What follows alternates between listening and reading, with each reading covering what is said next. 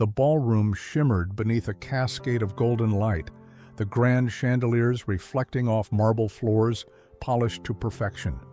An air of elegance and anticipation filled the space, a quiet hum of conversation weaving through the towering pillars and ornately decorated tables. Tonight was no ordinary gathering. It was the most anticipated event of the year, a televised forum bringing together the nation's most powerful voices. Business moguls, political leaders, renowned journalists, and A-list celebrities had all come, dressed in their finest, ready to engage in an evening of debate, intellect, and spectacle. At the heart of the event stood a raised platform, framed by a backdrop of deep navy curtains and lined with velvet chairs where select guests of honor would soon take their seats. Cameras were positioned at strategic angles, prepared to capture every expression, every word, every reaction. This wasn't just a gala, it was a battleground of ideas, a stage where reputations were made and dismantled in the blink of an eye. Among the glittering crowd, one figure stood out, not for her extravagance, but for her quiet presence: Karoline. At just 24, she had already become a household name, known not for controversy, but for something far rarer in today's world: her unshakable faith. In a time where belief was often dismissed as outdated or ridiculed as naive, she held firm to her convictions, never wavering, never forcing her views on others, yet never apologizing for them either. Tonight she was here not as a debater or a headline maker, but as a guest.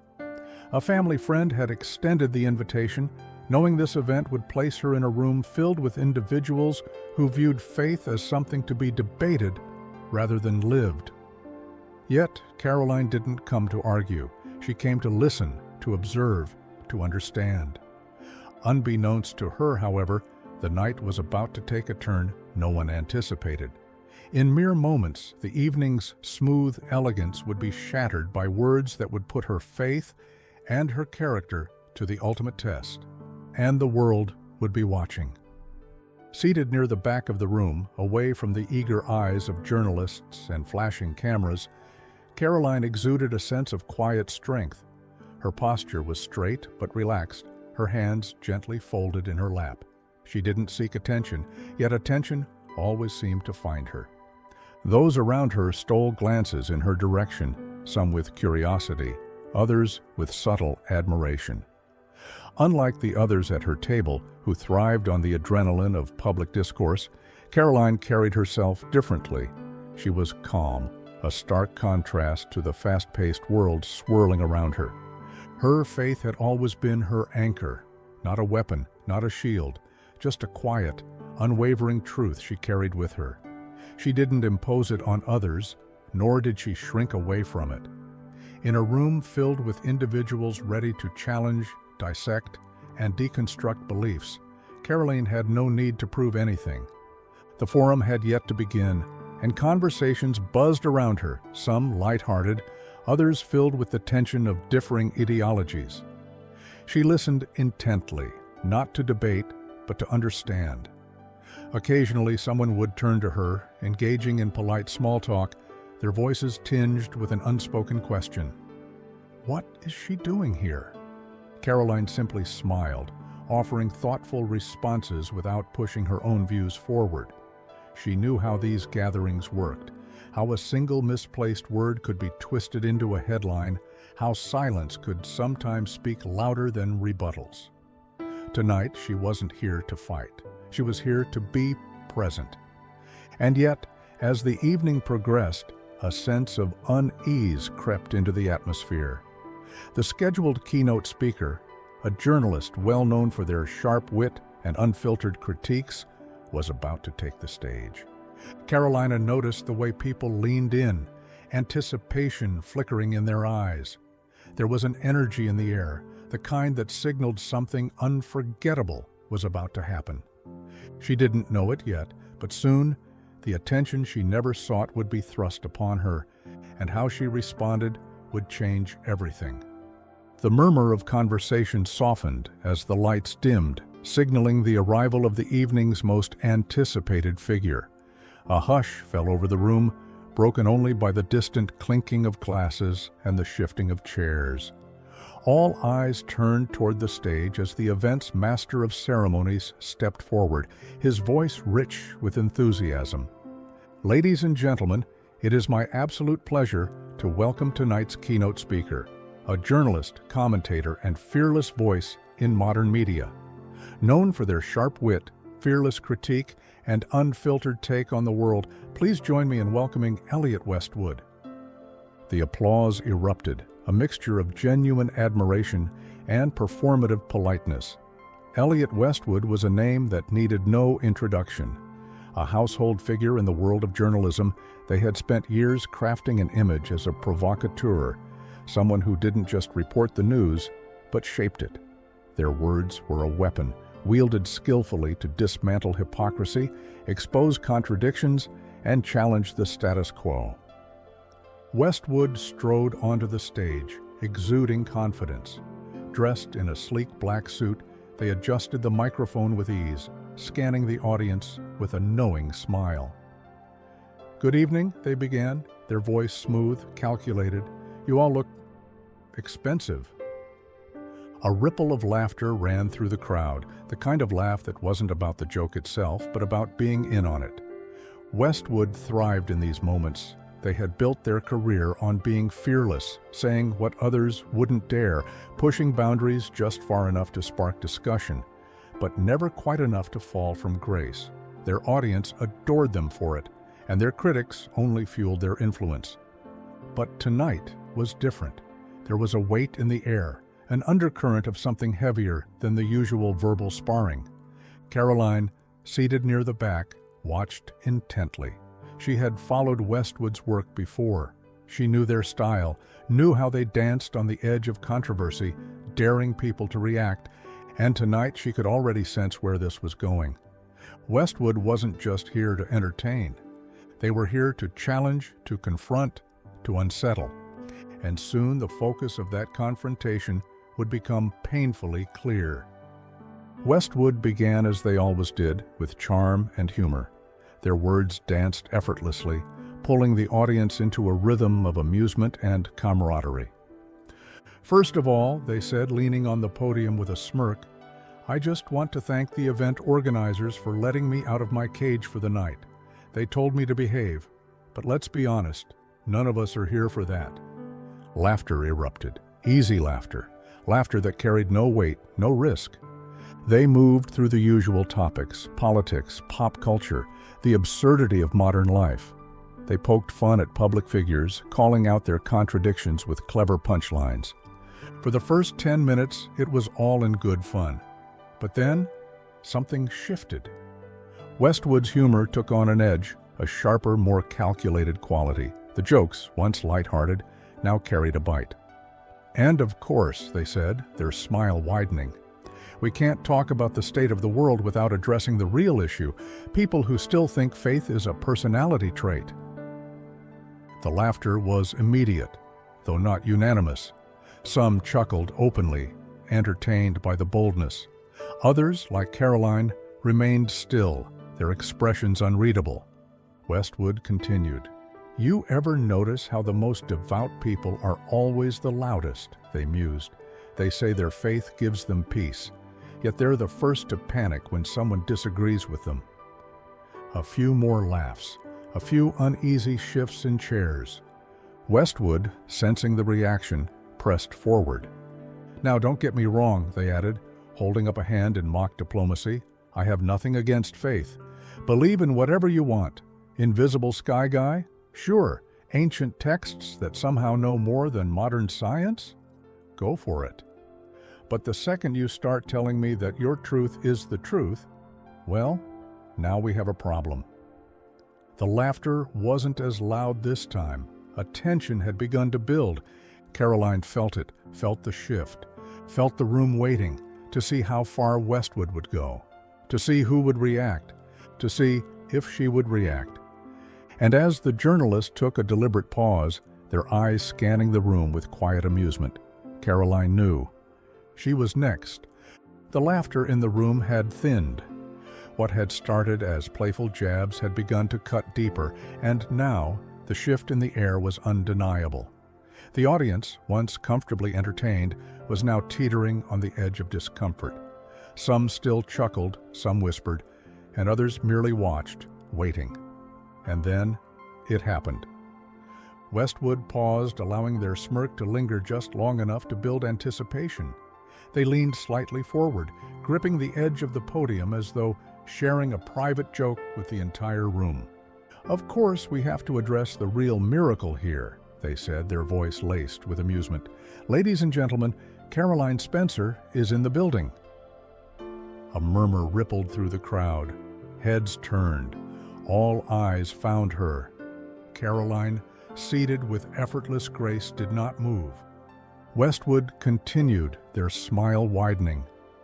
"For those of you who don't know, though I'm sure you do, Karoline here has made quite the name for herself. The poster child for old-school faith in a modern world, a beacon of hope for all those who still think prayers work better than, say, actual effort." A few people chuckled, but it was uneasy now, hesitant. Karoline remained still. Westwood wasn't done. "You've got to admire the commitment, though," they added, shaking their head as if in disbelief. "While the rest of us are out here dealing with reality, Karoline's out here living in a divine fairy tale. I mean, imagine that, waking up every day, convinced that some higher power has mapped out your life like a choose-your-own-adventure book." This time, no one laughed. A few attendees shifted in their seats, exchanging uncomfortable glances. Someone at Karoline's table inhaled sharply, their fingers tightening around the stem of their glass. Westwood glanced at the crowd, sensing the unease but choosing to push forward. They wanted a reaction. "Karoline, I have to ask," they said, now directing the words straight at her, their tone mockingly curious. "When things go wrong, when life gets hard, do you ever, think for yourself? Or do you just close your eyes and wait for a sign?" The weight of the words hung in the air. The crowd froze. And yet, Karoline did not move. The silence stretched, thick, heavy, unrelenting. Westwood had expected something, anything. A flicker of embarrassment, a defensive retort, perhaps a polite, forced laugh to brush it off. But Karoline gave them nothing. She did not flinch, did not shift in her chair, did not even offer a hint of unease. Instead, she simply sat there, her hands still lightly resting on the edge of the table, her posture perfectly composed. The journalist, for all their bravado, had unknowingly stepped into something far greater than themselves. Karoline's silence was not weakness, it was power. The stillness in the room grew louder, more deafening than applause or outrage ever could be. People noticed. They noticed how unaffected she was, how she did not fidget, did not lower her gaze, did not show even the faintest flicker of doubt. Westwood, on the other hand, was shifting. They rolled their shoulders, cleared their throats slightly, trying to own the moment again. "Tough crowd," they muttered, forcing a chuckle. It landed flat. The audience was no longer focused on them. They were focused on Karoline. Slowly she tilted her head, her eyes steady, clear. There was no anger in her expression, no bitterness, just an unshakable calm. Westwood, for the first time, seemed to hesitate. For years they had thrived on getting reactions, on forcing people into emotional responses, into defensive stances. But Karoline refused to play the game. And that unnerved them more than anything. Someone near the front shifted uncomfortably. The tension in the air had flipped. It was no longer Karoline who was being examined. It was Westwood, and they knew it. Still, Karoline said nothing, because she didn't need to. And in that silence, the entire room felt it, the moment everything changed. For a moment, the tension in the room felt unbreakable, like a frozen current beneath an icy lake, silent, yet powerful. The weight of Westwood's words still lingered in the air, but they no longer belonged to them. They belonged to Karoline now, and she knew it. With quiet deliberation, Karoline pushed back her chair and stood. The soft sound of the chair's legs gliding against the polished floor was the only thing anyone could hear. No one whispered. No one moved. All eyes turned to her. There was no rush, no urgency. She didn't need it. She simply stood. And yet, in that single movement, she commanded more presence than anything Westwood had said all night. Westwood, still at the podium, forced a casual smirk, but the amusement didn't quite reach their eyes. They shifted slightly, as if suddenly aware that the balance of control had shifted, not in the way they had planned. They had wanted a reaction. What they got instead was a reckoning. Karoline's presence was steady, unwavering. She wasn't here to fight, to argue, or to prove herself. That wasn't her purpose. Instead, she simply looked at Westwood, not with anger, not with defiance, but with a kind of understanding, a kind of knowing. For the first time that evening, the journalists didn't seem so sure of themselves. The audience, some of whom had laughed moments ago, were now silent. They weren't waiting for a rebuttal. They weren't waiting for a confrontation. They were waiting to witness something greater. And when Karoline finally spoke, the entire room held its breath. Her voice was calm, steady, devoid of any bitterness or resentment, but every word carried weight. "Thank you for your thoughts," she began, her gaze unwavering. "I imagine you've spent a lot of time thinking about faith, what it means, how it's lived, and whether or not it has a place in the world today." Her words weren't sarcastic. They weren't mocking. They were intentional. Westwood blinked. They had expected something different: anger, defensiveness, indignation. Instead, Karoline gave them grace. She took a breath, then continued. "I understand why you see faith the way you do," she said, her voice neither meek nor forceful, but filled with conviction. "Because to you, faith must look like weakness, like blind obedience, like something that limits rather than liberates." She paused, just for a second, just long enough for the meaning to sink in. But that's not what faith is. Westwood was still gripping the podium, their fingers tightening around its edges, their usual confidence faltering. Karoline didn't break eye contact.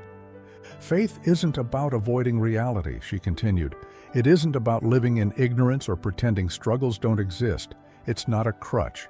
It's not an escape." She exhaled softly, and the silence in the room deepened. "I know what struggle looks like," she said. "I know what it feels like to question everything, to face pain that makes you wonder if hope is even worth holding on to." Her voice remained steady, but there was something undeniably raw behind her words, something real. Westwood's smirk had disappeared entirely. "I've seen loss," Karoline continued. "I've felt heartbreak. I've faced moments where I didn't have answers. And in those moments, faith wasn't something I hid behind. It was something that gave me the strength to stand." The audience sat frozen, listening, absorbing. Westwood had delivered an entire speech meant to challenge faith, to paint it as fragile, as something that crumbles under scrutiny. And yet, here was Karoline, standing in the face of that challenge, unmoved. "Faith doesn't mean I don't think for myself," she said, addressing Westwood directly now. "It means I know I don't have to walk through this life alone." The room remained silent because there was nothing left to say. Karoline let the silence stretch for a moment, allowing her words to settle over the room like a slow-moving tide. No one dared to interrupt. No one even shifted in their seat. And then, with quiet confidence, she spoke again. "Isn't it easy to mock something you don't understand?" The words cut through the air, sharp yet calm, steady but unshaken. Westwood's fingers twitched slightly against the podium, their usual air of control noticeably absent. They opened their mouth as if to respond, but no words came, not immediately at least. Karoline tilted her head slightly, her expression unreadable, but kind, not accusatory, not defensive, just knowing. "You speak about faith like it's a weakness," she continued, her voice measured, unwavering, like it's something people cling to because they're afraid of thinking for themselves. "But tell me, When was the last time you truly tried to understand it? A ripple of quiet murmurs moved through the audience. Westwood shifted on their feet. For the first time, they weren't the one controlling the conversation. Karoline was. She took a slow breath, her eyes never leaving the journalists.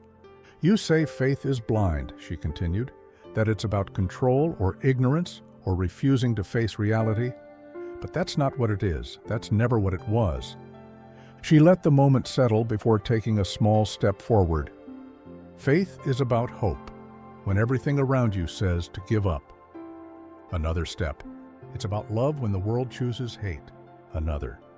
It's about resilience when life gives you every reason to break.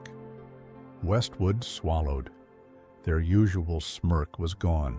The audience had started to lean in, their attention fully on Karoline now. She paused, her gaze soft, yet unrelenting. "I don't expect you to believe what I do," she said. "I don't need you to. But I do expect that if you're going to challenge something, you at least understand it first." Silence. Westwood opened their mouth, searching for a clever comeback, a way to regain control of the room. But nothing came. For the first time in a long time, they had no words. And that truth, that undeniable, inescapable truth, stung. The silence was thick, stretching longer than anyone had anticipated. It was no longer an awkward pause, it was a reckoning. Then a single clap. It came from somewhere near the center of the room, hesitant at first, then another, and another. And within seconds, the applause began to swell, not forced, not polite. It was real, it was genuine. Westwood blinked, their fingers tightening around the podium as if bracing against an invisible force. This was not how this was supposed to go. This was not how they had planned to own the night. Karoline, however, hadn't planned anything at all. She had simply stood, she had spoken, and now the room, the entire room, was with her. The claps grew louder, spreading like wildfire. Some guests stood, their eyes alight with something unexpected, respect. Not because Karoline had won an argument, not because she had put Westwood in their place, but because she had refused to play the game at all. Westwood exhaled sharply, forcing a chuckle as they adjusted their stance. "Well," they muttered into the microphone, trying to regain some semblance of control. "I guess that's one way to respond." It was meant to sound flippant, but it fell flat. The power had already shifted. Carolina didn't smile in victory. She simply nodded, offering the journalist the same quiet dignity she had carried from the beginning. And with that, the entire mood in the room shifted. This was no longer about debate, no longer about proving a point. It was about something far greater, something unshakable. Westwood could feel it, the shift, the undeniable turning of the tide. This was not how it was supposed to go. For years, they had built their reputation on wit, on the ability to dismantle arguments with sharp humor and undeniable logic. They thrived in environments where people stumbled over their words, where emotions clouded responses, where defensiveness led to defeat. But Karoline had given them none of that. She had not fought. She had not argued. She had simply stood, and in doing so, she had done what no one else had ever managed to do. She had flipped the moment into something greater. Westwood shifted uncomfortably, rolling their shoulders as they glanced toward the audience. They were used to commanding attention, but right now, every pair of eyes in the room was locked on her. Not in amusement, not in skepticism, but in deep, quiet respect. They turned back toward Karoline, forcing a smirk.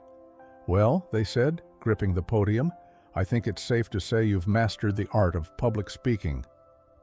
A few chuckles rippled through the crowd, but the energy was different now. This was no longer Westwood's stage.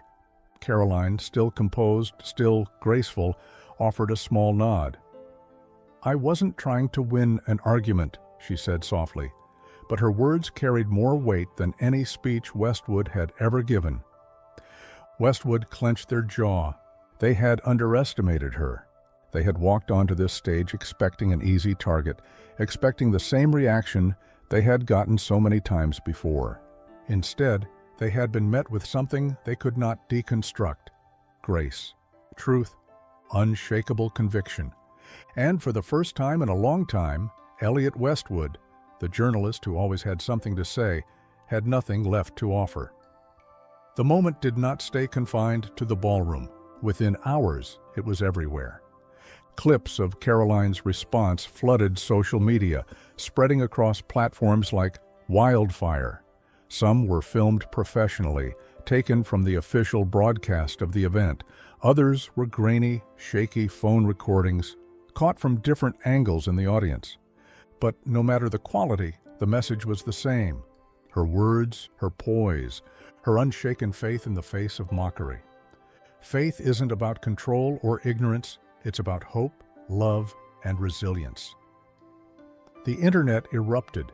Some sided with Westwood, defending their remarks as comedy and insisting that public figures should be open to scrutiny. But many more praised Karoline, not just for what she said, but for how she said it. She didn't fight back. She didn't get angry. She just stood there and spoke the truth.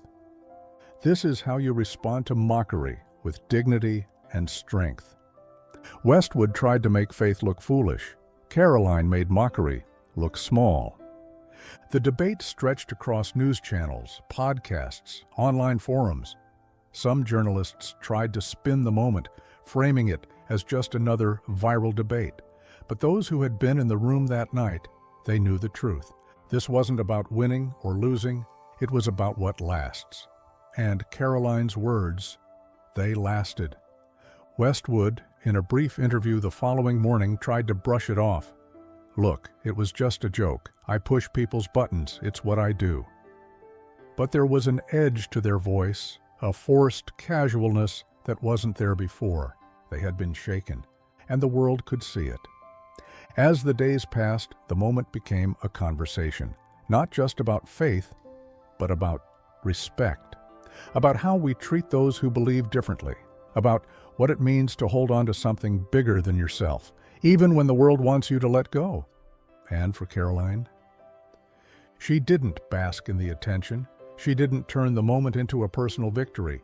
She simply moved on, unchanged. Because true faith doesn't need to fight back. It stands. And that is enough.